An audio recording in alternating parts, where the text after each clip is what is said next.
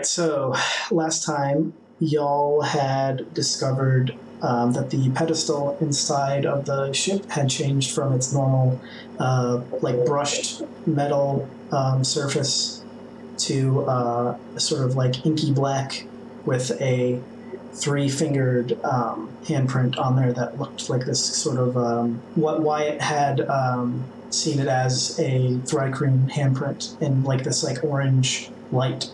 So, obviously, the moment that I recognize that it's a Thrycreen, because I'm probably one of the only people that would know, that looks familiar. I'm pretty sure one of my war buddies, a doctor that I used to know, was a Thrycreen, and his hand looked very much like that. He was, his name was Kloktuka Arldrin. Can I talk to you for a sec? She said, yeah, sure, what's up? Did you find something? Yeah, so there's a handprint. I don't know if you saw it or not, but it looks a lot like a Thrycreen handprint. Do you remember Kloktuka in the war? Yeah, why? That's the only Thrycreen I've ever seen. Well, I mean, I've seen a bunch, but... So I would know that we acquired this ship that is now our headquarters because we were trying to help the Thrycreen who were being experimented on, correct? The Thrycreen weren't the only ones that were experimented on. This necromancer had also experimented on just like random passerbys and stuff too. And we're assuming that the necromancer is the person that built the ship. Possibly. Hey, on the last mission that you sent me on, I had to get some plans for the sewers that we found the gem in, and they cost about 7 gold, and I'm not going to say I'm the best saver, so it was kind of a hit to my financial stability. Do you mind, do we offer any reimbursements? So I'm surprised you haven't asked about this before, but we do limited reimbursement, so, you know, we don't really want everyone to kind of always exercise the most expensive form. You know, some ingenuity is always best. We'll reimburse up to 6 gold. All right. I forgot to get a receipt. Yeah, unfortunately. No, unfortunately, you know, I have to keep paperwork myself. So. All right. I guess I'll make sure I get that receipt next time then. Oh, but you said you found something that looked like it had a hand mark of a Thrycreen? Yeah. And I lead her over to the like activation panel. This is weird. I mean, yeah, this wasn't like this before. What? Oh, it must have been the gem that activated it. Yeah. Yeah, I mean, I'm not sure, but it seems like. And then she investigates the pedestal a little bit more, and yeah, the humming is definitely coming from this, but it's still like very low, which is weird. It hasn't gotten like louder. Can I do like an investigation check to see if I like see any other like gem slots or missing pieces or anything? You don't need to roll. You know through Abby's work actually that you know where a lot of things on the ship are. There's like little recesses and stuff like that.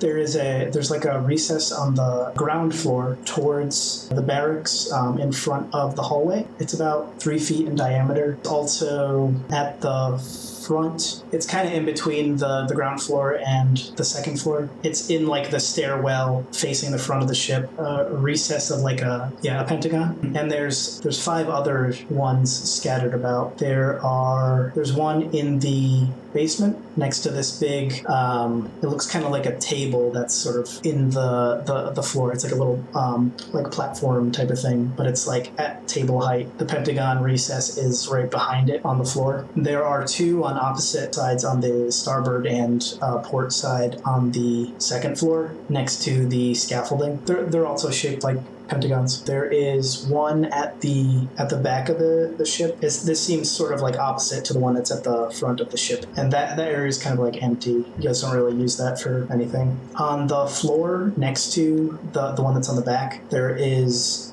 4 rectangular recesses in the floor. They're sort of oriented like a square shape, and then there's one in the middle of the second floor. There's like this glass sphere that sits in like a little metal base that looks similar to the base that's on the ground floor, but there's a lever on this one and a conical recess in it as well. And on the inside of the glass sphere is a smaller light blue glass sphere, and there is one on the ceiling of the whole ship essentially that looks like a pentagon as well. The metal base that's on the first floor, ground floor, doesn't have that recess in it. I mean, it has a recess in it that looks like, if you were to look at the one that's on the second floor, you could probably guess that it would be about the same shape that would fit in it, like a glass sphere might fit in that. It's like got a semi-spherical recess in it, but there's a metal base that comes up. Like a snow globe has kind of like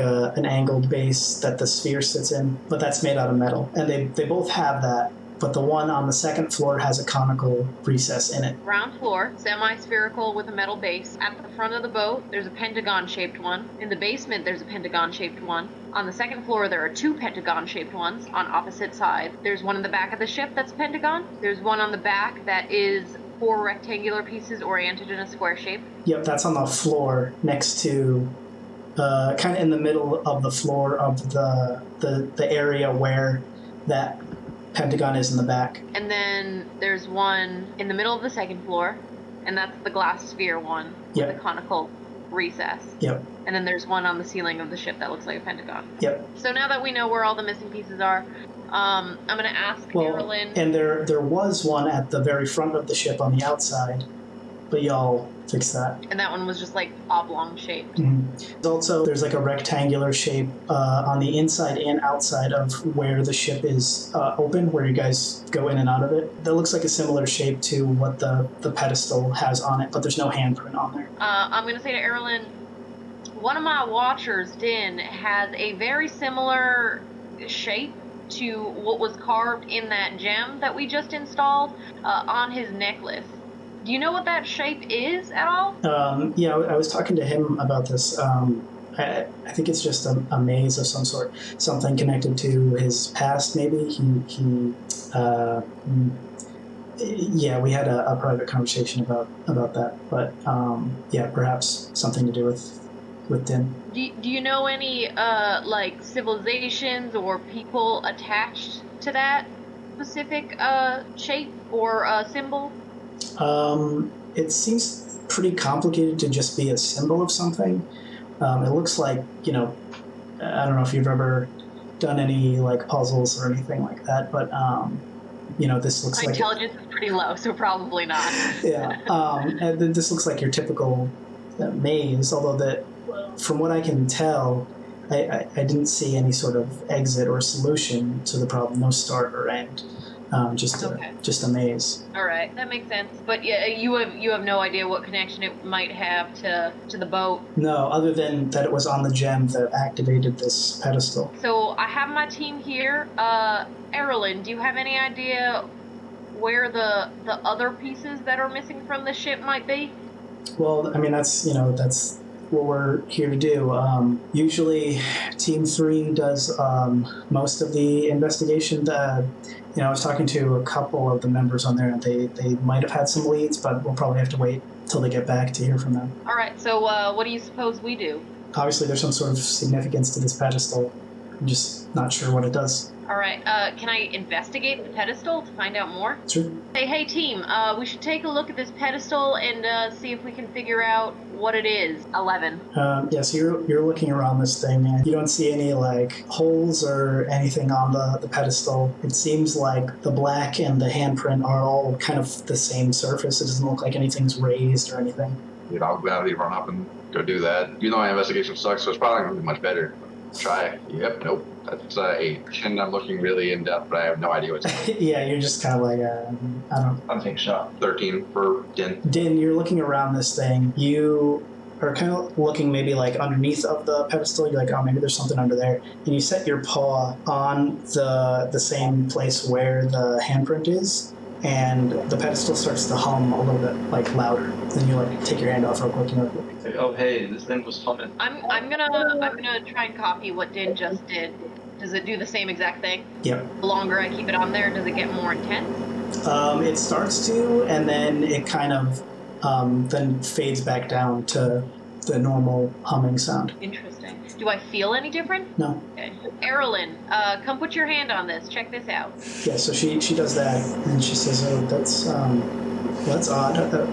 Okay, well, apparently we're doing something." I mean, obviously, it seems like it has to be a thrycreen, but it seems like other people who don't necessarily look like a thrycreen somewhat activate it. What do you think that means? Yeah, I'm not sure. Well, if it was the gem that turned this on or whatever activated it, perhaps doing something with the gem, activating the gem further will do more.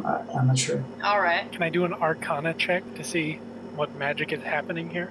Sure. 24. There's multiple magics to this. There is enchantment, transmutation magic on this. There's 3, and evocation as well. Pass that along to everybody. Everybody can make me a wisdom check. 4. 2. I got a 3. 16 for Din. So Din, actually, you know that 3 schools of magic, or for something in general, is a lot. Normally there'd be like 1 or maybe 2. Yeah, I feel like 3 schools of magic seems like a lot to me. Do you think it's protecting something, or do you think it's like a puzzle? Or I just learned about puzzles recently. So Din, you would know that. So based on your role, you would know that it wouldn't be protecting anything because that would be a different school of magic. That'd be abjuration. No. Thank you, Din. I'll do an Arcana check. Okay. I got like a 12. Hey, does anybody know what enchantment, transmutation, and evocation might mean for this? Not 20. I got a 19. Abby and Shizeno, you'll know that with with those 3 schools of magic, it seems to be creating some sort of energy, then turning that energy into something else, and then making that energy do something, trying to do this 3-step process, but it's failing somewhere. Using the power of one thing, turning it into a second thing, then using that second thing to activate or power a third. Right. Turning one energy into another, then powering something else. Right. Arldrin, do you have any idea what this might mean? She says, well, again, it's probably something to do with the gem, if that was the thing that, activated all this. Maybe we need more to power it? Well, I'm guessing more objects that fill the vacancies within the ship, around the ship, because there's a bunch of them, but... Yeah, if you were making like a spell circle or something, you would need multiple runes in certain areas to create one full effect, so maybe it's like that? That's what I'm thinking. So, Arldrin hears you say... filling in vacancies, and she's like, you know what, actually, the maze etching that's there is on the outside of it, and so it might be missing and she'll look over to Din, and she says, I know it was a personal matter we talked about, but perhaps your necklace might have something to do with the gem? Yeah. Din, if you get closer to the opal, does anything change? Does anything feel different about you at all? Does your necklace do anything? I can tell you now, my attitude kind of flares up when you talk to me, but let's try that other thing out so I get closer. Yeah, nothing happens, but as you get closer, you realize that the etching that's on this gem seems to be the exact same size as your necklace. If it's the opposite, like where there's an indentation on the gem and it protrudes on your necklace, they might slot into each other. That's what I'm thinking. I as well think that. Do you wanna try putting your necklace up to the opal and sliding it in? Yes, I'm gonna try to slot zone it. Okay. Yeah, that slides in, and is anybody near the pedestal? I mean, I'd be curious to see, so I'd probably be near it. Okay. Yeah, I'm relatively close from doing Arcana and everything. Yeah, so after Din slides his necklace in there, the humming gets louder, and the handprint on the pedestal gets brighter. Does someone want to put their hand on the pedestal? Yeah, I'll try. Abby, as you put your hand on here, you feel like when you watched the gem being like inserted into the recess of the ship, it kind of reminds you of like doing like a ritual casting when you're like using something as a focus and casting a spell for a long time. So you actually think that if you were to cast anything, that this might actually like your magic might feed into this panel. Yeah, even though it's going to roughly occupy the same space that my hand is on, I'm going to cast like Mage Hand and try to like push it down like it's a button. Okay. So when you do that, this bright red light shoots out of and you can see this through, if you're looking at the ship thing, the pedestal is facing this giant like window that kind of wraps around the front of the ship. You see it shoot out this bright red and yellow beam from what you would guess would be where the gem is on the front of the ship. And it splits like a few trees in half and burns both the ends, catching them on fire. And you hear Arldrin from outside the ship scream, "What the fuck?" Retract my hand as quickly as possible and turn around, pale as a ghost, and be like, Din, make me a dexterity saving throw. 14? Okay, yeah. So this thing lights up and almost singes your fur, but you manage to get out of the way. It kind of has like a slight delay to it where it like hummed really loud, so you're like, what's going on? And then you saw it like light up and you managed to get out of the way. Cool. You see Arldrin running with like a bucket of water over to the couple of trees that are on fire, trying to put them out. I'm going to say, so it's safe to assume this is a weapon? This part is at least. All right. Well, at least we know what it does. This is at least, this is one function of it. Yeah, I imagine other places around the ship probably also activate different aspects of this boat. Could be. Does the fire look bad? Should we go help?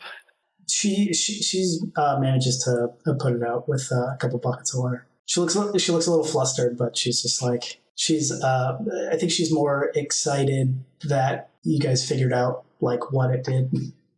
Yeah. If I can see her out the window, I'll message her that we inserted the necklace and that seemed to make it receive more power when I put even if this takes multiple messages, that when I put my hand on it and put some magic into it, seemed to activate this weapon, whatever it is, this like magic beam. She'll look around real quick and then she's with a look of recognition, like she's like, oh yeah, the messaging is the thing, and she like looks behind her and she like waves.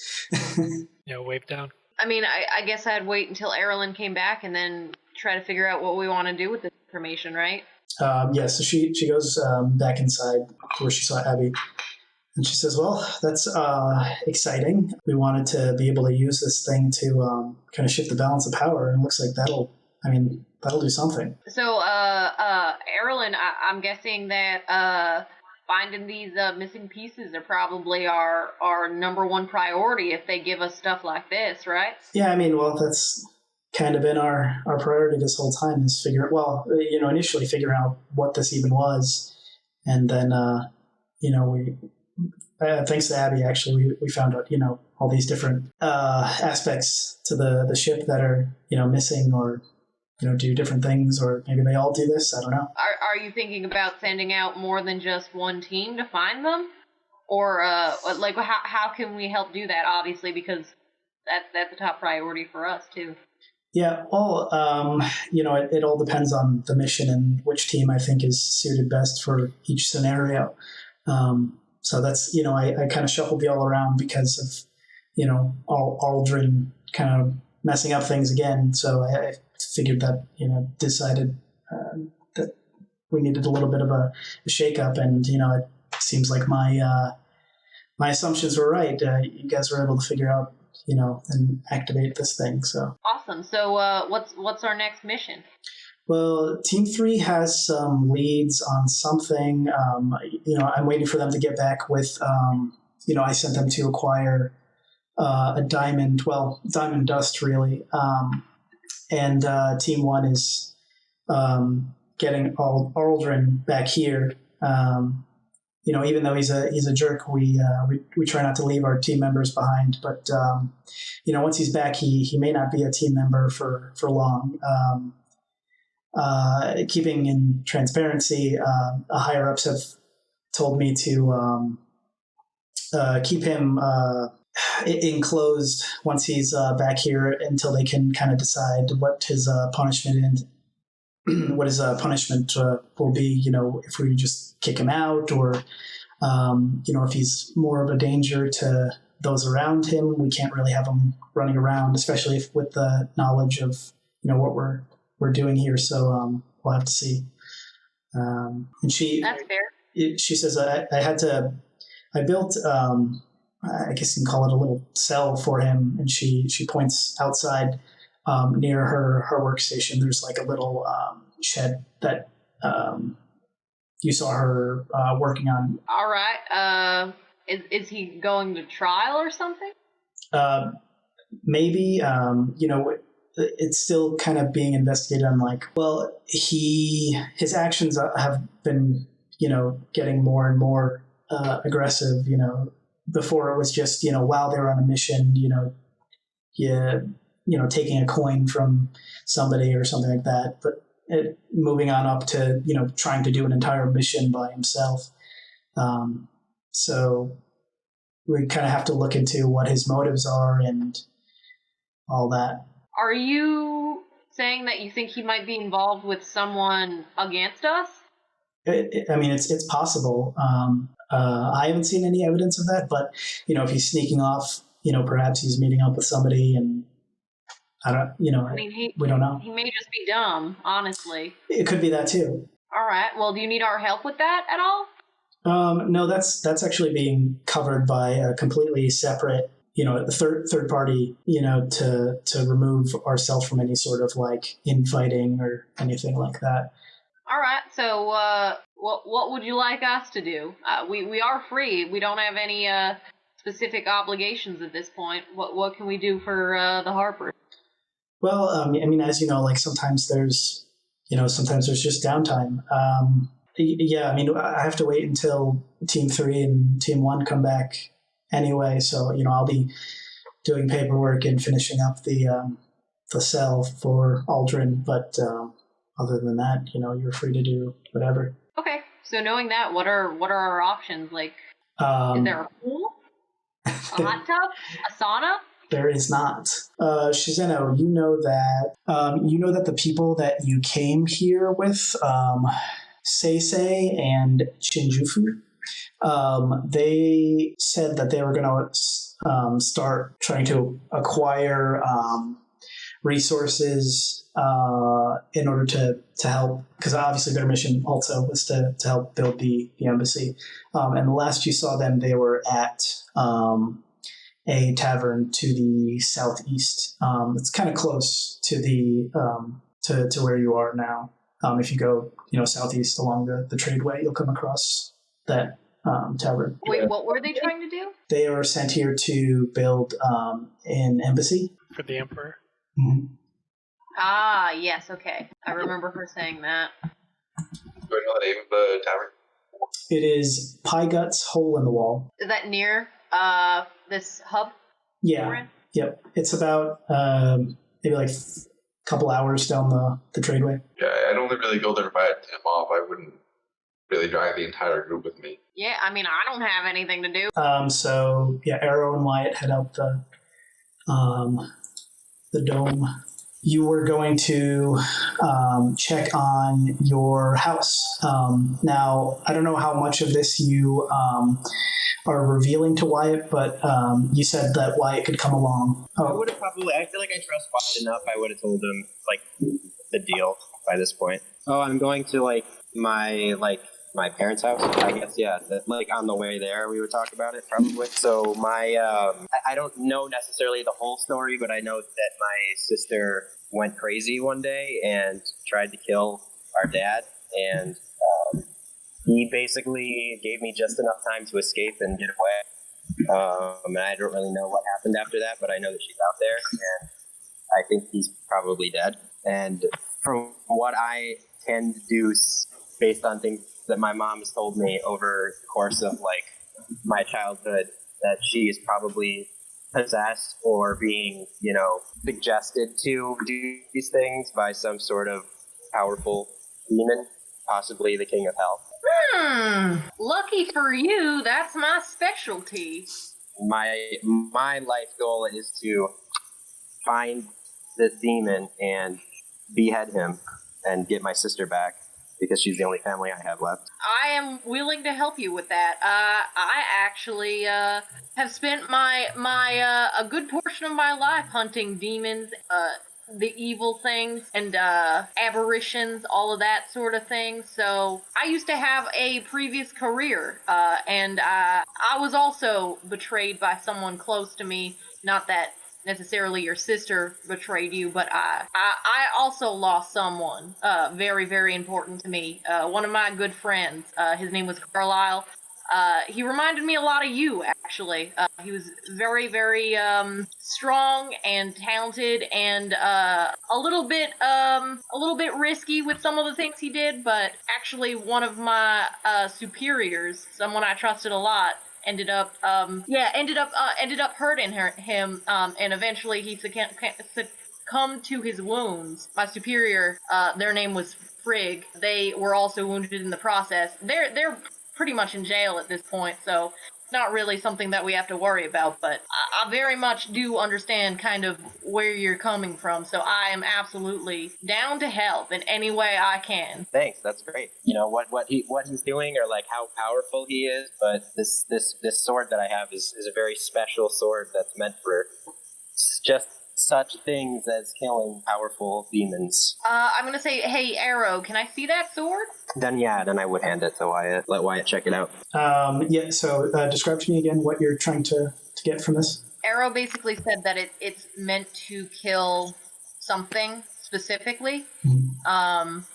Something that most likely is causing her sister to attack others. So I'm wondering if I can gain any sort of insight into what that thing might be based on the sword in front of me. Okay. What languages do you know?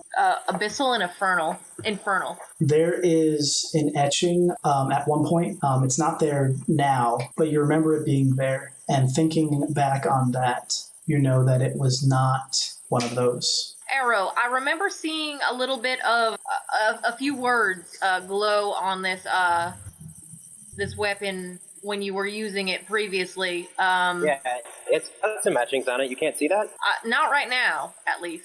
No. I meant to talk to you about it. I could look at it and draw it on a piece of paper for you so you can see what it looks like. Yeah, absolutely. Yeah, do that for me if you don't mind. Okay, and I take a look at it and I say, I don't recognize these characters. So I imagine whoever the maker is of this sword is probably not connected to the underworld. It's apparently been passed down. My dad told me it was passed down to him from his dad, and his dad passed it down to him, and it's like a family heirloom, and their family is like, I guess, supposedly used to be known for like being able to take out powerful like demons and devils and like bad guys, evil things, but that's all I really know about it. I just know like little tales that he told me as I was growing up about it. He used to look different. It used to be huge, the size of a like meat, but when I picked it up it turned into this. And you have no idea if this was granted to your ancestors by a god or the opposition of devils and demons. You wouldn't know what god or person that is, I'm guessing. I have no idea. I don't really have a connection with any sort of god, and the only god that my dad ever told me to even consider praying to was Lathander, because he's helped him out a couple of times, but other than that, I really don't know a whole lot about the thing. Good to know. And Chase, from the description that Arrow gave me, would I know anything specific about a devil or a demon or an aberration that would possess someone and make them attack other people for any reason? Like, I mean, I'm sure that there are many different types of things in the universe that would do that, but is there anything that I could glean from that information? Make me a religion check. 4. Don't you have a thing that says when you make a check that has to deal with devils and demons? Yes, advantage on checks dealing with demon information. Roll again. Okay, cool. 17.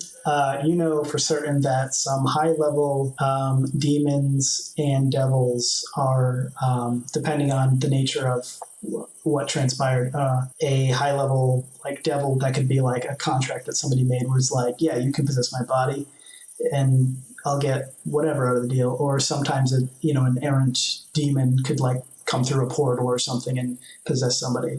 But usually they have to be a pretty high-powered being in order to possess someone.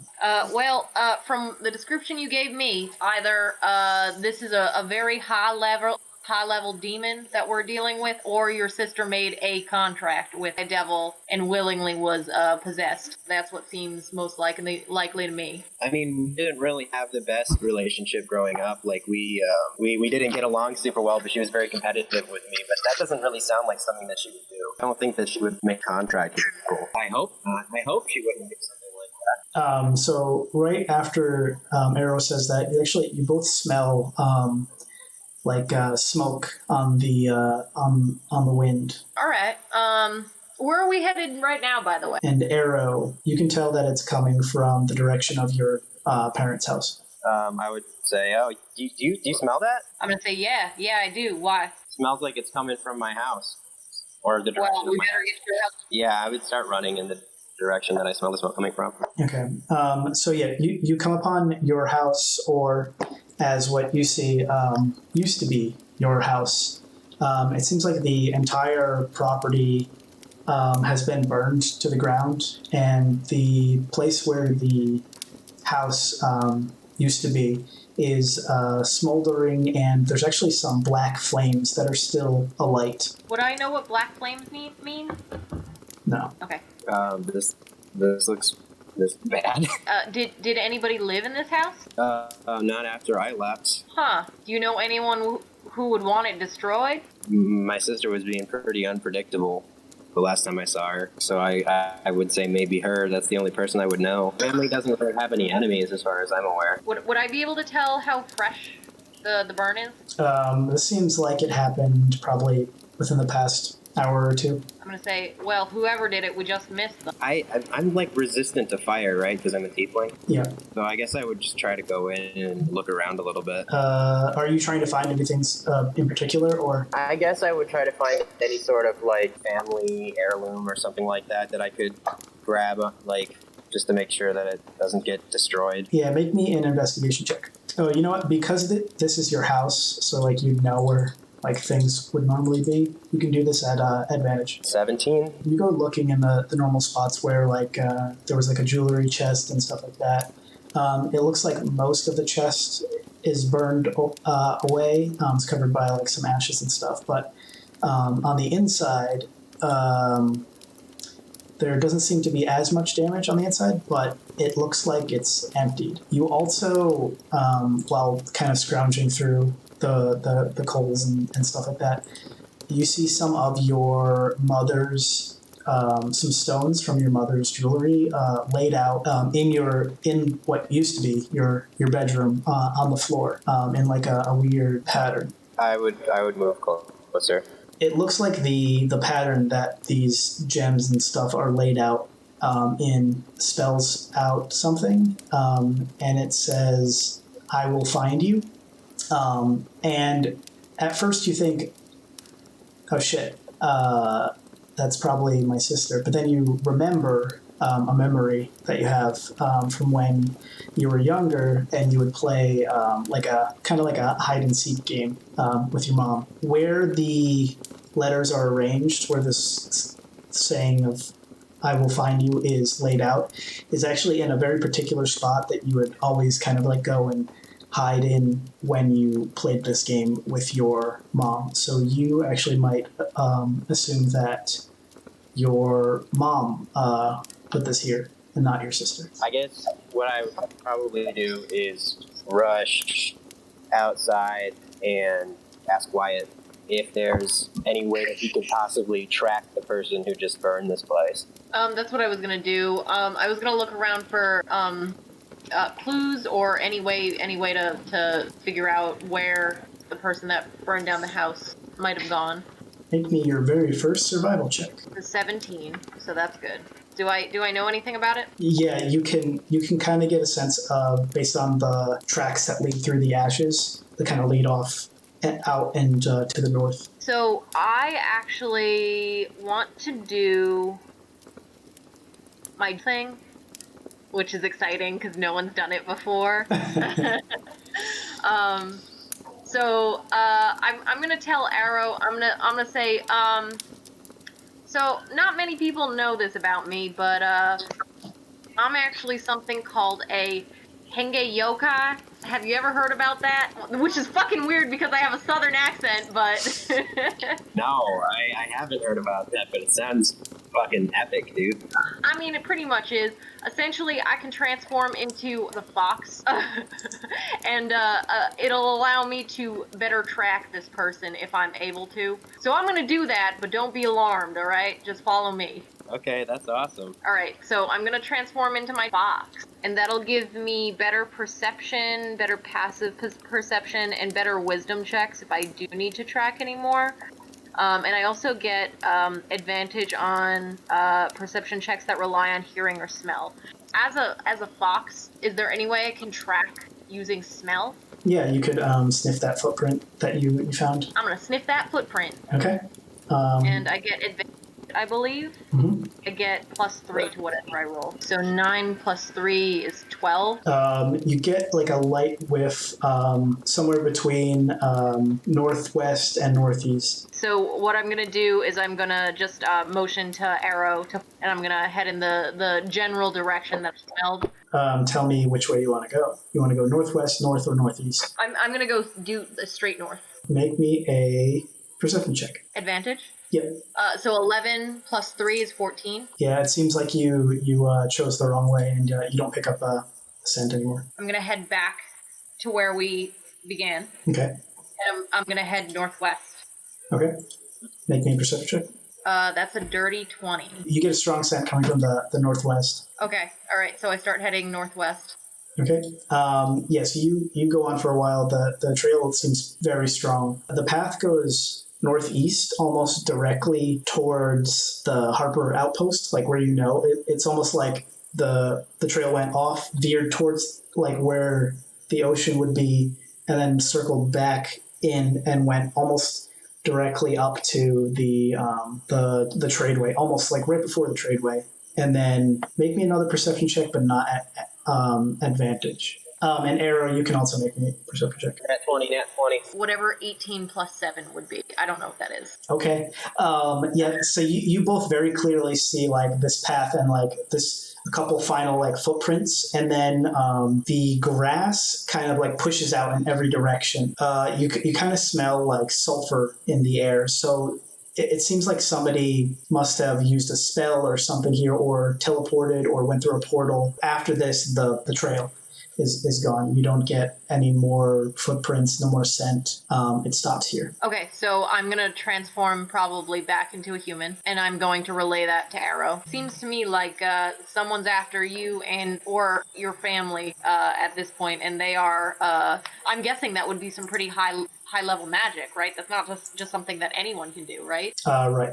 I'm gonna say there's some pretty powerful people after you. It seems like. I don't think it was a bad person. I think it might have been my mom. Why would she burn down her house? I have no idea, but I found some things in there when I was in there that were very telling of it being her. Like she was trying to tell me something or send me some sort of a message. Did she tell you where she's gonna be? No. If my intuition is correct, she basically just screamed at me that she's still alive. That's about it. Alright, well, at some point maybe she'll find us, because I don't think there's any good way to find them.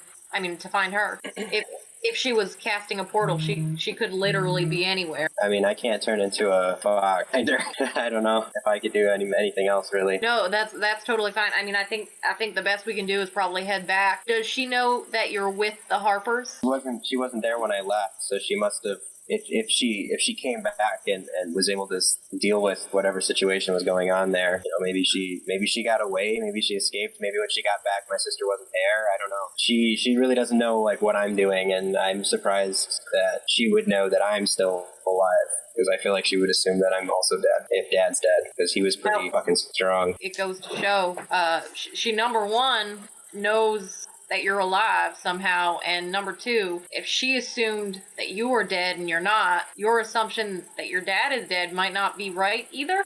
I don't know. I guess so, but I don't know. I always felt like kind of a connection with him, and I just feel like I know, like I can feel that he's not here anymore. I feel like he's close, but I don't feel like he's on this plane any longer. I don't know that there's anything else that we can do right now. Maybe we should head back. And as Wyatt suggests this, it starts to rain. That's what you think is best, I guess. I think our goals are aligned. I think I should be able to help you kind of get to the bottom of this. You could use my skills, and I'm willing to help. So we will find an answer. I hope so. Thank you. Of course. And then we head back.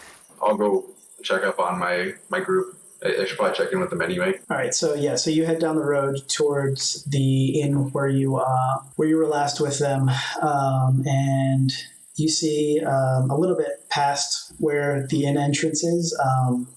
There's like a slight clearing in the forest now, and it looks like there's a whole bunch of freshly chopped down trees, and you actually see both Seisei and Shinjufu. As you walk closer to this clearing and you see them, it looks like they are clearing part of the forest, and they have like some stockpiles of lumber. So they're like maybe like a couple minute walk from this tavern. But it looks like they've set up like a little logging camp here. And you actually see some supports for maybe like two other structures that are like right near each other. So Din and Abby, you see Team 1 come back into the bubble, and they have a statue of Arldrin on like a little, like a wheelbarrow, basically. And you hear Arldrin say, you see, this is why teamwork is important. And she says, had Arldrin not been too proud to lead his team, he would not have to be rescued by them. She points them over to the shed, and they open up the door on there, and they put them inside of, it looks like inside there's like a metal enclosure. And then you see Arldrin do some sort of magic on the metal bars that are in there, and sort of enclose the whole thing. Yeah, it looks like they're going to have plenty of time to figure out what to do with him, huh, Din? Yeah, it seems like it. Yeah, I'm just like having never really talked to Din before, just like awkwardly, like not too close but not too far, just very much a teenager talking to someone they don't really know but like casual acquaintances with. Yes.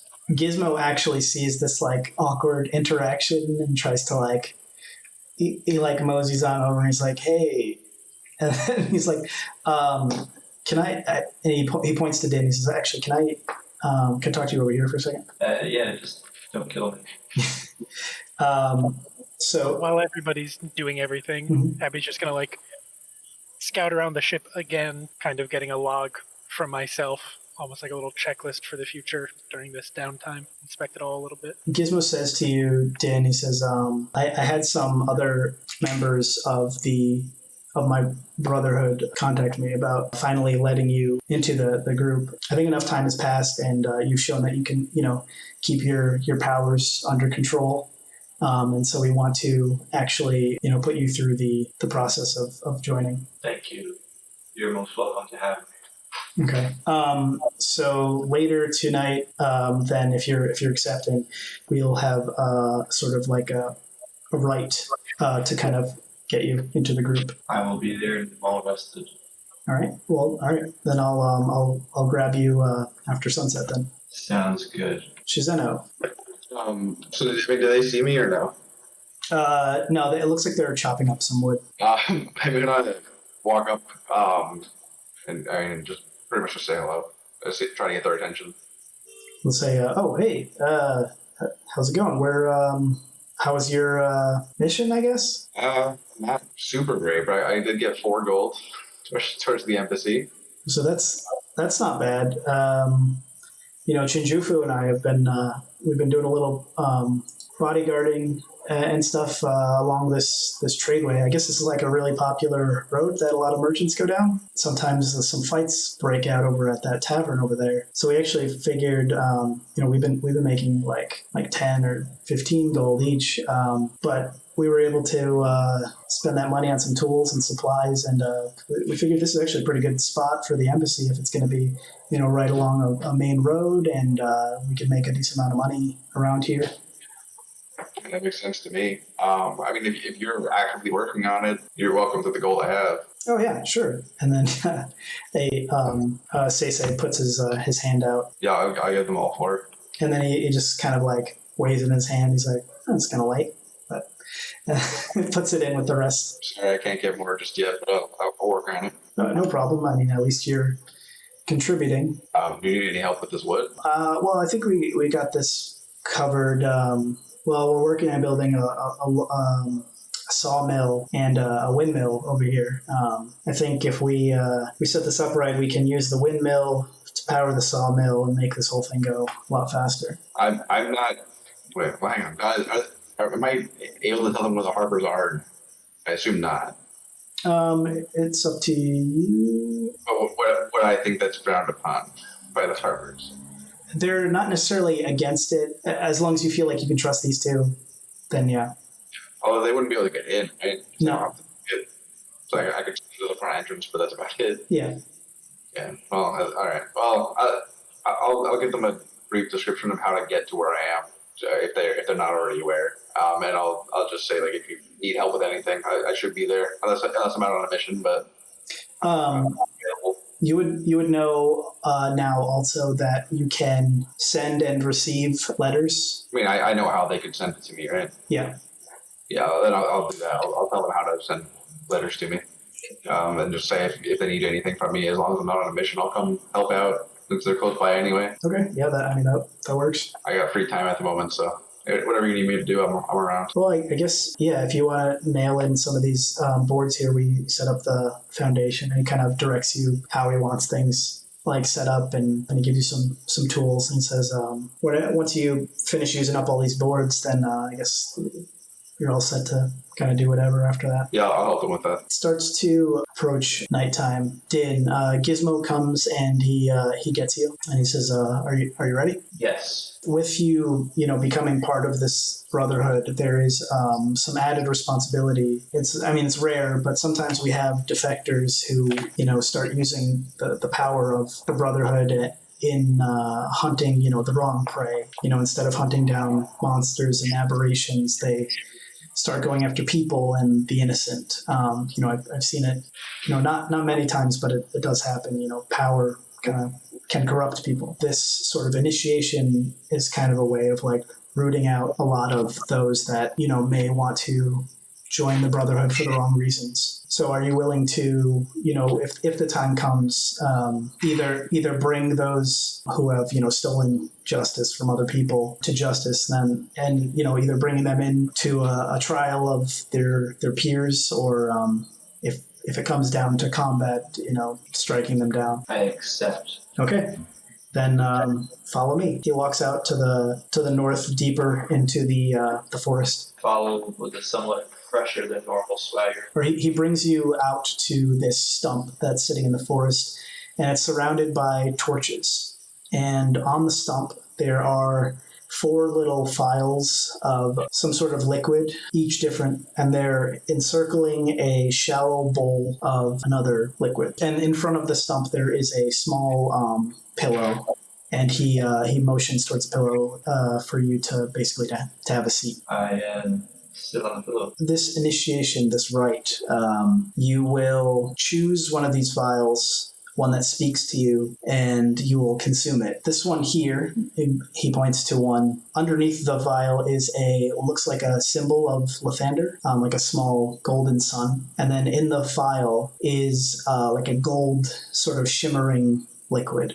He says, this is the rite of dawn. And then he points to another. Underneath of this vial is a small patch of some kind of pelt. In the file itself is it's like a dark liquid, and you can actually kind of see the waning moon kind of reflecting off of its surface. He says, "This is the onus of lycanthropy." He points to another one. This one is the mutagen, and it's like this dark green liquid. And when you look at it, it's kind of glowing a little bit, and you could have sworn that for a second that you saw something like move in it. And then he points to the last one. This one here is the power of the patron. It's kind of like this smoky liquid that kind of vapors and spills over the sides. I drink dry ice liquid. So you grab this file, and as you bring it to your lips, you actually notice that it's not a liquid. It's kind of like this like heavy gas, and you hear Gizmo say, "Oh, interesting choice. Not many."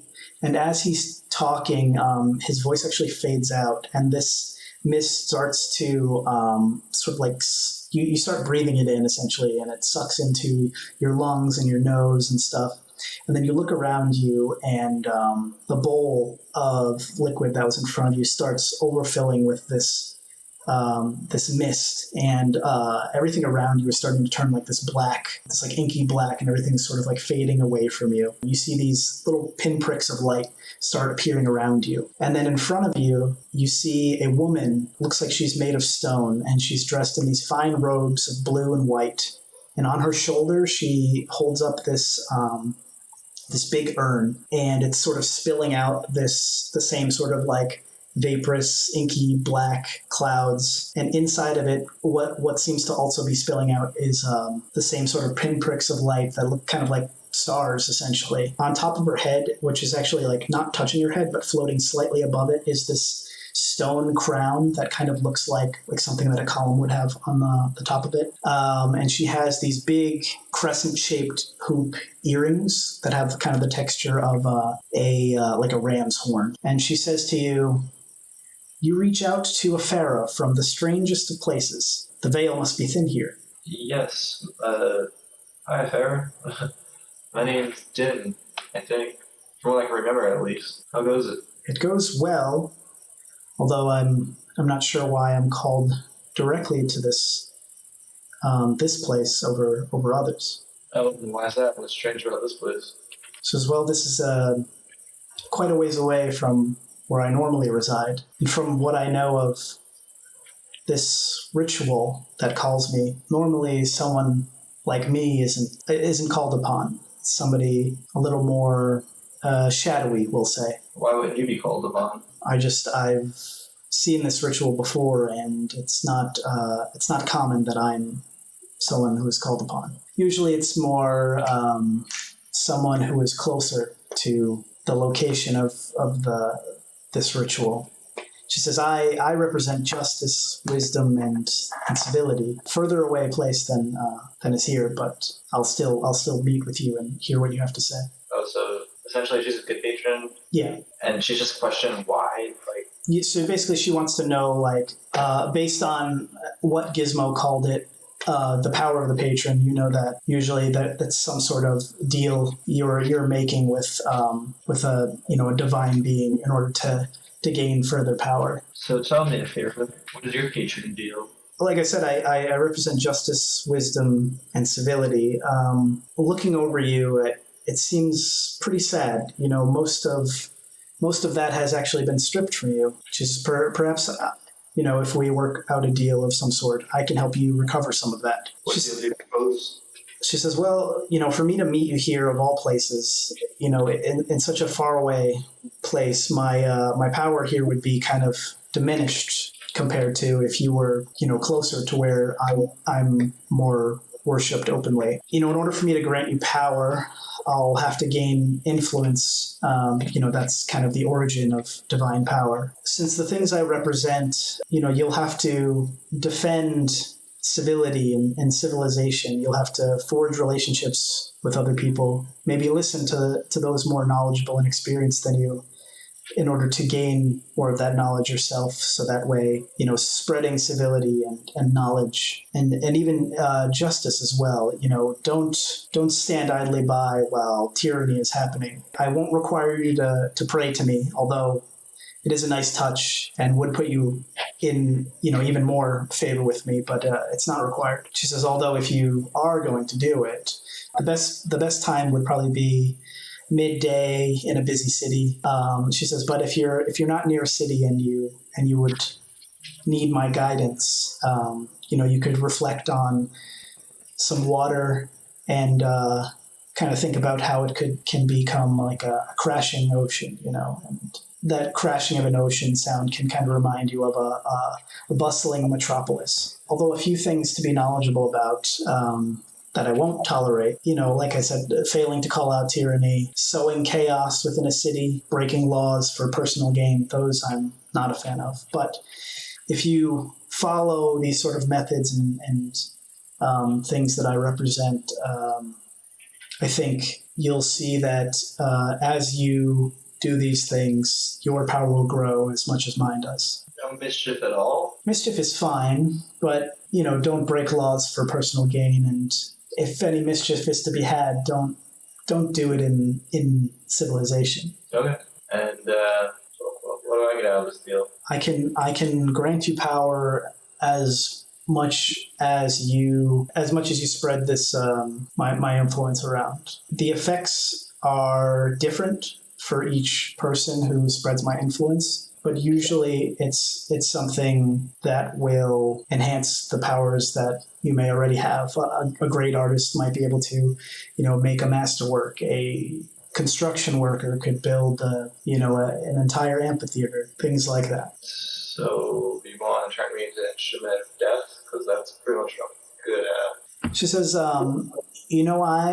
I've seen part of your past, and I know that you are capable of a lot more than that. One thing I could do for you, if you accept, is I could remove those nightmares that you have every night. That's the extent of what I can do right now. I'm going to go ahead and put you on a trial basis right now, but you haven't shown me yet. I don't know if I want to. Like I said, I can't until you prove you're worthy. This is a proactive solution rather than a reactive solution. She drops the urn and it shatters open, and everything around you fills with the same cloudy blackness. And then when you go to like move your mouth or speak, and the mist sort of goes and all into your nose and your mouth, and you can't breathe for a second. And then you awake, you're on your back, and then you sit up and you're coughing, and a little bit of this mist comes out, but then it dissipates. And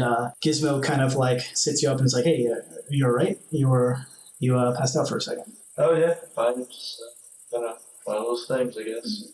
Roll me a d4. 1. So you take 2 points of psychic damage as another vision comes to you. You are standing in the middle of what seems to be some sort of coliseum. You're standing there with a weapon, and people are shouting din. In front of you, you see that same person who threw you down into the maze. And they're sitting up on some sort of throne, and you have your sword in your hand, and you slowly are pointing it up towards them, and then you drop your sword in front of them. That's another memory you have. The person I dropped the sword in front of didn't feel like I was like a gladiator. Yeah, you could guess that. Was my dropping of the sword meant as a revolt of disrespect? What was my general? You don't know. You just see this and hear this. You don't know what you're feeling in that moment. You just you see the memory. Okay. You see the bowl in the center of the stump. You're like looking over at the different files that were there. A drop of water hits the center of it, and it sort of ripples. And then moments later, it starts to downpour.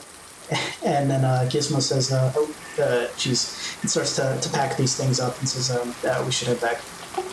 Okay, let's go head back. Shizeno, it starts to downpour after you're placing like the final board. Seisei and Shinjufu are like, well, we only have the 2 tents set up, and they're kind of small, so...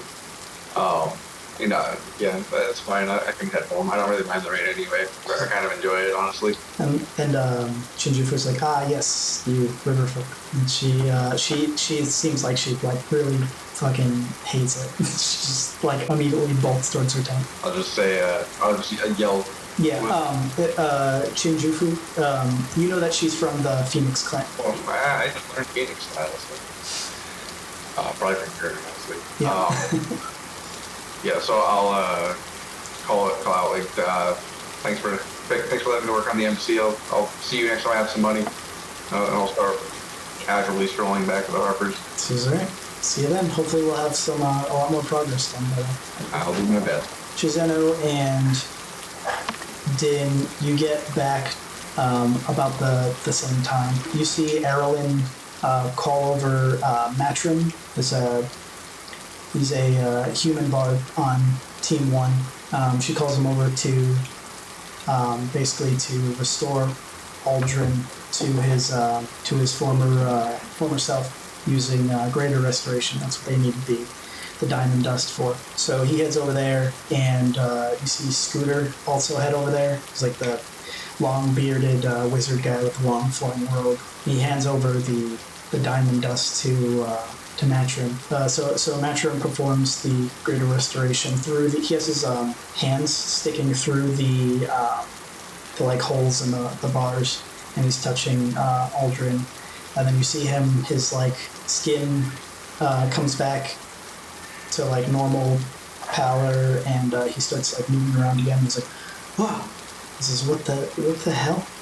And he just like looks around. He says, and he goes, "Oh, yeah." Arldrin says, "Yeah, Arrow and Wyatt, you walk in back from your thing. You come back and you see the doors to this shed are open, and you see Arldrin and Arldrin in there with Matrim and Scooter." All right. I would probably walk in and see what's happening. Yeah. So it looks like Arldrin is restored back to his former self, and he's kind of sulking. He's sitting on a stool in the corner. Hey, Arldrin. Howdy, partner. What is going on? Nice to see you've been restored to your former self. How are you feeling? This is a little crusty. You get some lotion on that? No. Well, I'm sure you'll be able to. I'll get you some lotion later. I'm just glad to see that you're alive. But obviously, you're gonna be in some trouble. What were you thinking? He says, I've been on so many missions. I'm the leader of Team 3. I figured I could just do it myself. Well, I guess you learned that lesson, huh? Yeah, I guess so. So, do you remember anything about down in the sewers? Do you remember what's the last thing you remember? I remember seeing a giant lizard. Yeah. Well, that's taken care of. If you end up seeing Din, Shizeno, Arldrin, or Abby around, you should definitely thank them, because that was something called a basilisk, and our team took that thing down like no one's business, so you don't have to worry about that anymore. Your team? What do you mean, your team? Oh, yeah. So a lot has happened since you went missing. Our teams have shifted around a bit. And I pull out my notebook, and I'm like, I think, let me see what you've been added to. Let me see. Looks like actually you aren't on any team anymore. What does that mean? So I have right down here the new teams that Arldrin had assigned, and I don't see your name, unfortunately. I think you probably were assumed dead. And He says, well, what? He says, well, that's embarrassing. Yeah, I would say so. Well, I guess all that matters is that you're safe now. Still probably gonna have a little bit of payback to do for putting us in danger, but He says, well, at least you aren't dead. I didn't do anything to you. What? Would you have rather stayed petrified in that sewer for the rest of your life, or? He looks around and is like, he says, maybe. As bad as it seems right now, I'm sure it'll get better. Like I said, I think you just have to pay some reparations, unfortunately. He says, yeah, well, we'll see about that. All right. That's not foreboding at all, I'm sure. He says, wait, you mentioned a couple names I haven't heard before. Do we get new recruits? Yes. So, everyone I had mentioned, specifically, I don't think you know, Shizano and Arrow. They are additions to, I think, the Watchers. They've proven themselves pretty resourceful so far, and they are part of my team. So there may be other people on other teams. He says, wait, I thought you were on Gizmo's team, on Team 1. Well, I got a promotion, and I am now a Harp Shadow, and they are my Watchers. He says, I don't think you deserve that. Excuse me? You've been working here for what, 20 years, and you just got a promotion now? I do not appreciate the tone of your voice, sir. And yes, I've worked hard these 20 past years, but I mean, now I finally got something to show for it. So I mean, I don't really think you're in the position to talk about what I deserve and what I don't, sir. Who's the one behind bars? Well, from my perspective, it's you. I'm gonna say, oh yeah, and I walk out the door. He says, wait, you said Abby's on your team? Yeah, so Abby is now part of, she's one of my Watchers. He shakes his head and he says, if anything, those roles should be reversed. So that... Yeah, she's pretty great. I'm not gonna lie, she's pretty great. I am very honored to be her Harp Shadow. I'm not gonna lie. Well, I don't think she deserves you as a leader. I think I was doing a pretty good job. Yeah. I mean, oh yeah. She was finding all these things under my supervision. Well, now she's finding things under my supervision, sir. We'll see. I think this is a temporary thing, and we'll see how things go. All right, you keep thinking that. Have fun in there. Says if you see Abby, send her over here. Nah. And then I walk out. I would probably, I mean, being me, you know, I would probably go check on that guy just because we were there with him when he was petrified, and I'd be worried about him as a member of our team. I guess I'd ask him, like, so, you know, you don't really know me because we've never really formally met, but I'm a part of the Harkers, and I don't know, I was on the mission when we found you petrified, and I just wanted to check on you and make sure you're all right and everything. Yeah, I'm stuck in a cell, no thanks to your team, it seems. Well, I mean, that's not really our fault. You're kind of the one who broke the rules. We at least saved you, you know. I think you would be nice, maybe. I would have been fine. You think you would have been fine in a little statue in the bottom of the sewer where nobody will ever find you? Someone might have found me. Okay. Nice talking to you, man. Pretty much. He says, and you're having fun in your little jail cell. he says, tell Abby I said hi. Yeah, will do. Why are you so obsessed with me? I'm actually gonna probably try and find Abby if she's just kind of sketching the little slots around the boat. Yeah, I'm just around. Hey, Abby. Hey, what? Hey, I just spoke to Arldrin, and Oh, he's not a bird bath anymore, or whatever? no, he's actually out in the shed. And I just wanted to let you know, I mean, I respect you as a harper, and I think you're very, very talented and gifted, and I'm proud to be your harp shadow. But Arldrin seems to have something against me, and I just want you to know it sounds like he might try and manipulate you into thinking less of me. I just went to speak to him, and he was pretty defamatory about my position and my status, and he asked to speak with you.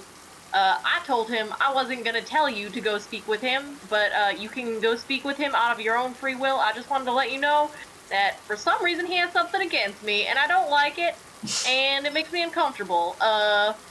Do you have any idea why he might have something against me? I mean, I didn't really, I don't know. When I first came here, I just thought, oh, this is an internship. This is just going to be, you know, on a resume. I'm almost wasting time doing it. But the more I spent time here, the more I actually did, and the more I learned, and the more I felt better. But I don't know, probably my my weakest thing was getting to know all the people here, which probably isn't great for this sort of organization to not really know any of the people. So even though we worked together a lot, I never really got to know him. But there You was seem to have some very strong opinions about what you should be doing and what you do yourself. I don't.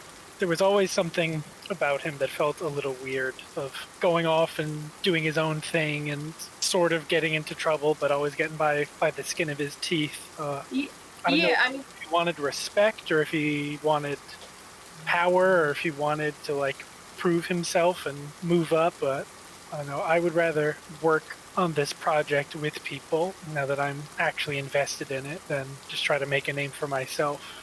That's what's actually really nice about you, Wyatt, is a lot of people, when they found out that I come from such a rich family, they would always either treat me like I was some little princess or they would try to get something out of me, but you just like me as a person, and I like that. Because I don't know, I just like being a person rather than a name. I would keep my cool. My character would definitely keep his cool. He'd be, well, I feel the same about you. I feel very honored to work with you, like I said, and you're doing a great job. But I just wanted to let you know about that, and to be fair, I also had never talked to Arldrin extensively before and never really got any bad or ill will against him previously, but now I am a little suspicious of him. So I guess my purpose in coming to talk to you is to say keep an eye on him and don't trust everything he says, because he's a little sketchy, I'll tell you that. Yeah, mostly we just talked business, what the job was, information, leads, any of that sort of day-to-day stuff. But I kind of kept my distance with his reputation and all. I didn't want to get wrapped up in any of that. I will say, like I said, he seems pretty fond of you. You could use that to your advantage if he is actually up to something suspicious. True. It's good to know. So I'll leave that up to you. If you need my help, you can always just ask, all right? Thank you. Of course. I like your sketches, by the way. You're doing a great job. Yeah, she just blushes. All right, and then I'll walk away. There's really no saunas. There's no like bathhouses or anything. Not close by. That's dumb. I'm gonna go try and find Arldrin to get permission to build my sauna. When the weather's nice, she's usually outside, but because it's raining, she's probably inside and on the second floor where there's like that empty room, so she like moves her stuff into there. Okay, so I'd probably go there to try and talk to her about my sauna.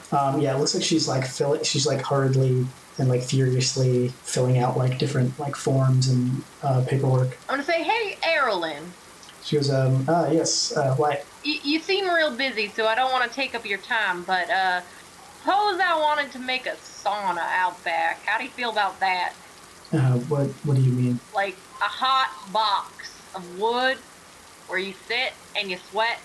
She goes, well, I hope Arldrin's doing that right now, but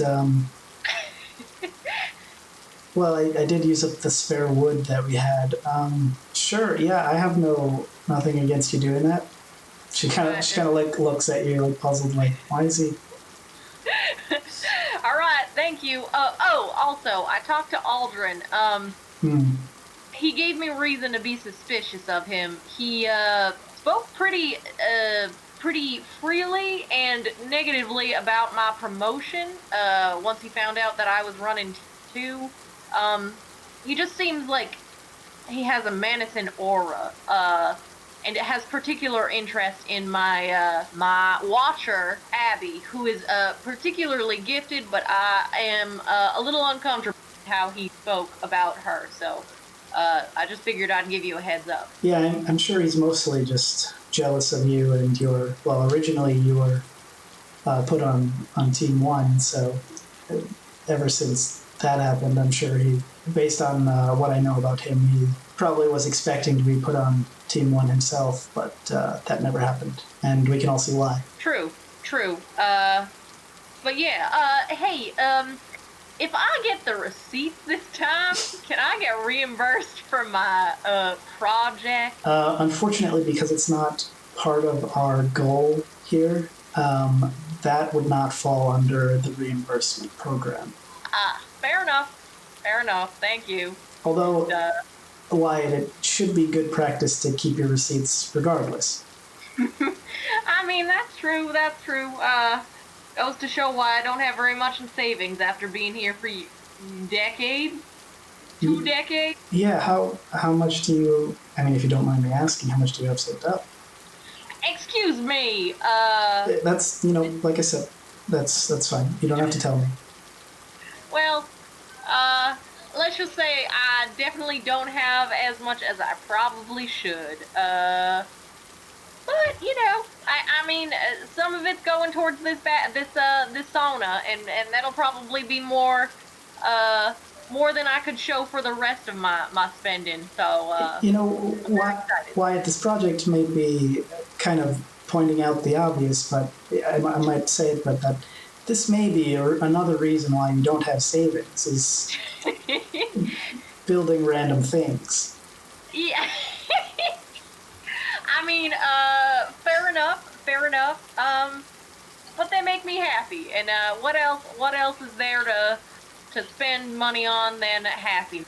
What better? That's true. We can't all be elves and live for hundreds of years. So. That is true. Anyway, I'll let you get back to your work. Sure. Sorry to interrupt you. Oh, that's fine. Thanks for keeping it short. No problem. Have a great night. You too. All right, and I'm gonna start collecting wood for my sauna. Okay, well, I mean, if everybody seems to be like doing their own thing, I guess I'd be training with my sword, like practicing charging it and like fighting with it and stuff. Whenever I got back, I went searching for Wyatt, probably see if there's anything I could do to help instead of just playing around. So you're gonna come find me?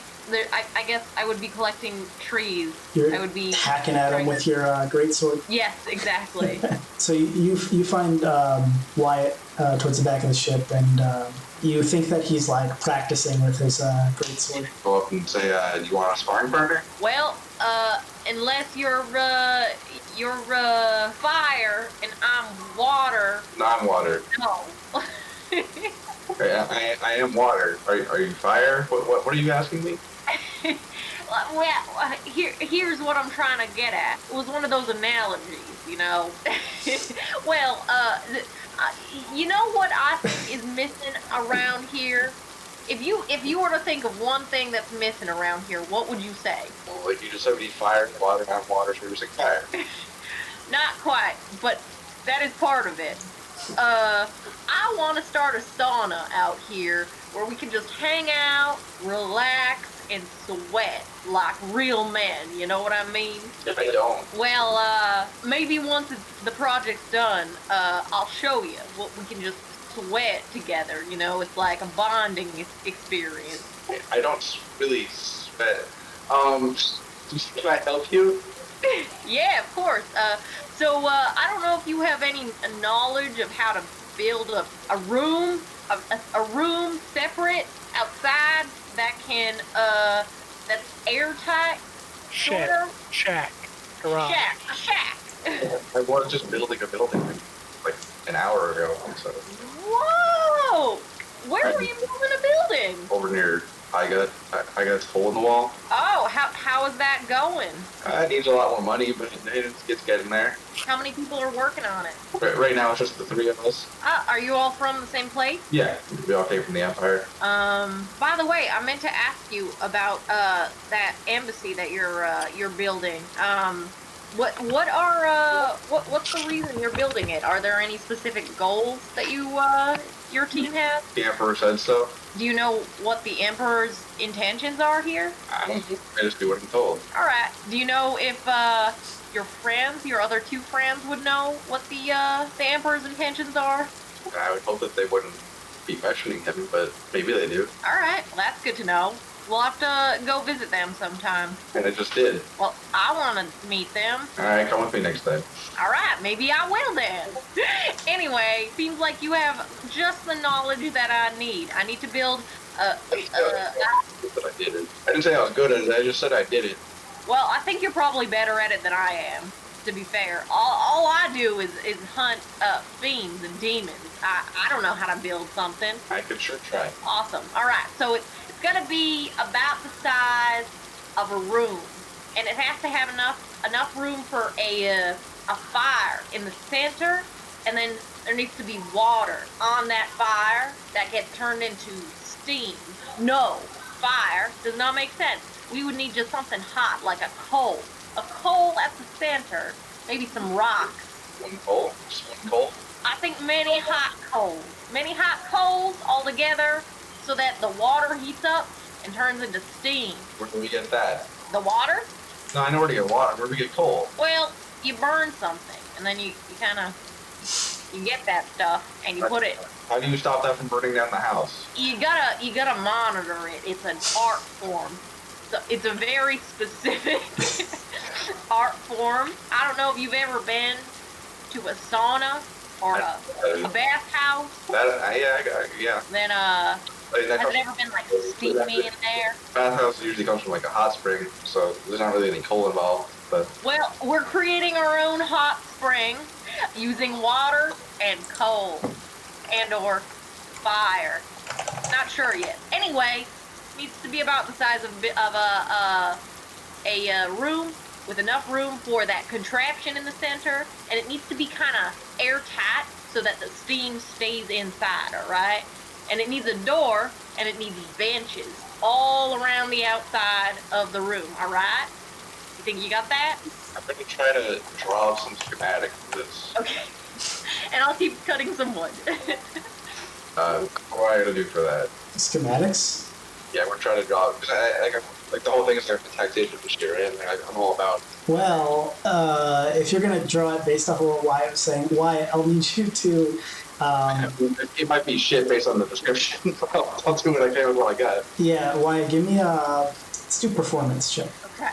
All right, I got this. Straight up 5. All right, so Shizeno, an insight check. So you'll have to get higher than a 15. 13. Okay. We're building a very shitty sauna. You're building an outhouse with a fire in the middle. Yeah, basically. Pretty much. Are you working on... we'll say you took like 15, 20 minutes drawing this up. Some of it's you kind of like rotating it around trying to figure out which way is up. So you have your plans drawn up. I'll pass them to Wyatt. So I think I got it now. I'm gonna look at them. What do I think of them? That they're close. Alright, I'm gonna say, that's close. I love it. Thank you so much. I'm gonna start building. Alright. I will do my best to start building based on those schematics. Perfect. I love it. It's going to be done in no time. We're going to have a place to sit down, relax, right after our missions. It'll be real nice. I'm very, very excited. You're both building this in the rain? Yeah. Sure. Let's do another performance. It is. 15. Oh my god, it's an 18. Okay. Luckily Wyatt was also helping you, Shizeno, but you make a fairly decent sized shack. The door is kind of like crooked, but the rest of it looks okay. Good work today, Shazano. I think I got it right? Shazano? It's whatever you want it to be. Aye. All right. Good job for today. I think it's time to head in tomorrow. Start working on the engineering of this sauna, because we need that center part that creates the steam. I'll do some research and we'll come back if you want to help. Probably gonna work on this tomorrow too. So. Do you think there's a barrel inside we could use to collect the rain while we rest? Good idea. I'm gonna try and find one. So I'll probably search around the outside of the building to try and find a barrel or a bucket or something that we can collect water in. Yeah, there's you could find like a couple empty barrels from like some supplies and stuff that have been emptied out. Okay, and I'm gonna drag them back to where we were building the sauna. Good thinking. We'll have plenty of water tomorrow. Perfect. Right, and I'll probably end up heading in to get dinner or to go to bed or something. Yeah, if it's late, I'm gonna sleep outside. I'm almost positive that Chase said a while ago that it was very late and we were working. Yeah, it's like 2 a.m. You said we were going to use it like when we get back from missions to unwind. Yeah. Can I suggest the name? The debriefing room. Oh, I love it. Wait, that's so Briefing good. like info, but also because you take your underwear off. Yes. Yes, I'm writing that down. That's what it's going to be called. Hell yeah. And yeah, if we're not eating, Shizano's literally gonna sleep outside on the ground and enjoy the rain. Abby, do you ever go over to Aldrin's cell? Yeah, that'd probably be my last stop at the end of the night before I went to wind down. Okay. So he sees you and he says, "Ah, Abby, my favorite. You've come to visit me finally." So yeah, I've heard you've been talking about me, so thought I'd stop in. Yeah, I was just, confused in all of this. How they say that you've been moved to a worse off team than you were on before. Yeah, while you were gone, they decided to sort of shake everything up, move everybody around. I don't know if it was to refocus people or balance things back out. Now that you were gone, we didn't know if you were coming back. I like it so far. I'd feel a lot better if I wasn't in this cramped cage here. I don't actually see like a lock or anything. I was gonna, probably just step right out of here. But you wouldn't happen to have any spells or anything that could cut through this, or? No, I'm more about finding and identifying than destroying. And then you see his expression change. Are you inside of the shack? Well, I'd probably be in the doorway. Okay. Because I'd be a little creeped out that he keeps talking about me, but I still want to see what's happening. Mm-hmm. And he says, well, why don't you find me a way out of this cage? And I'll need you to make a wisdom saving throw. 15. Is not enough. You actually run back inside the ship to Arldrin. You say, let Arldrin out of his cage, please. And then the dominate person spell ends. And so Arldrin says, no, why would I do that? Why are you asking me to do that? I'm going to get red in the face, but not out of embarrassment, but out of immediate anger. Once the dominate is over, and say and then then I get a little bit embarrassed because I don't like swearing around adults because my parents didn't like it. So I sort of half whisper yell to myself, "That piece of shit!" Just use some sort of domination spell. He was forcing me to do his bidding. What? I thought She checks her pockets and she says, shit. And then she runs out to Aldrin's cage. And what you see is the shed is basically all four of its walls are kind of blown down so that it's kind of if you were to open up a cardboard box like that. And at the front of the cage, you just see part of the bars kind of curled away. And the tips of them look like they're still glowing. Arldrin is not in there, and some of the bars are still burning a black flame. I'll use a detect magic. This was definitely done with magic. You sense a faint trace of a faint trace of enchantment magic and a very strong presence of evocation magic, but you don't see any trace of Arldrin. I knew he was sus. I knew he was. I said it. Everyone was like, oh, he's just jealous. No, I know he's sus. I'm going to ask Arldrin, so what does this mean? Well, he managed to pick the anti-magic object that I had off of me, but he definitely had help. He doesn't have... I've known him for a while. He doesn't have any sort of destruction spells of this magnitude, but oh no. And she looks down to the side and she says, he must have been using the ticket, that we all use to get in and out of here and splitting that with someone.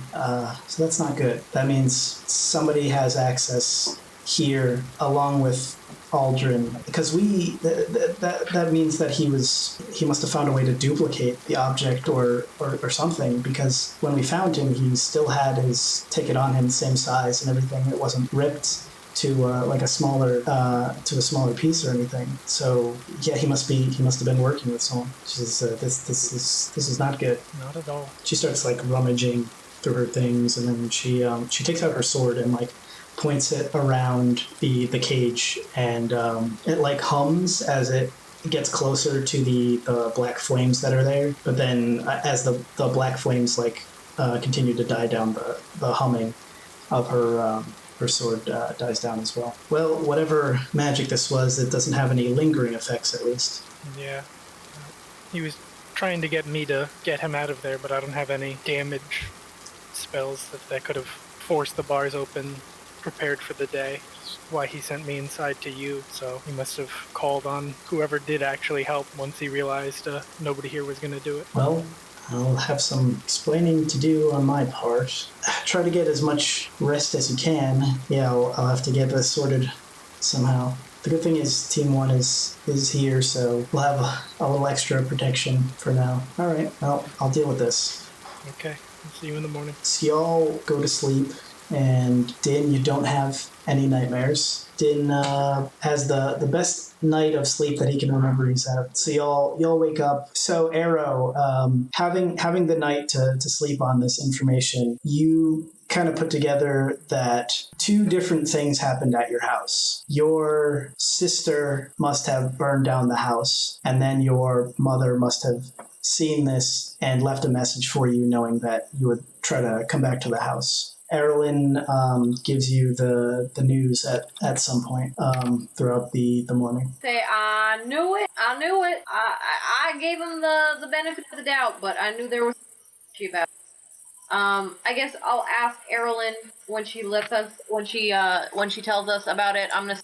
Do you think he was letting someone in that was like posing as one of our members, or do you think they were like invisibly sneaking around, or do you have any leads what the person he was letting in was doing?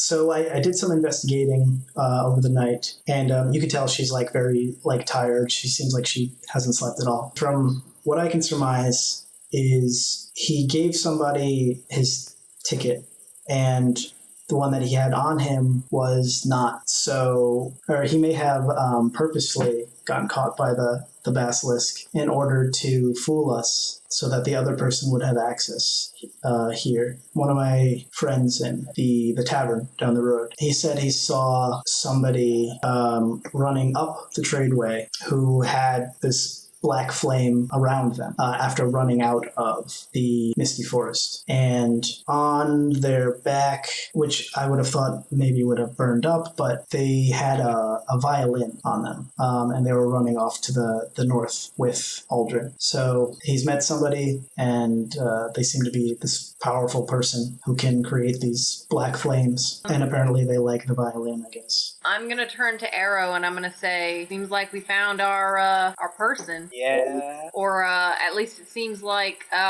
whoever's working with Arldrin is the same person that burned down your house. Black flames seem to be a constant. This person who helped Arldrin and this person who ran off, this person that you know who likes the violin is your sister. I'd probably try to get Wyatt alone and tell him that. You wouldn't tell the group? I wouldn't tell everybody that. I would wait to say anything until we were alone. I just walked in from outside. I woke up.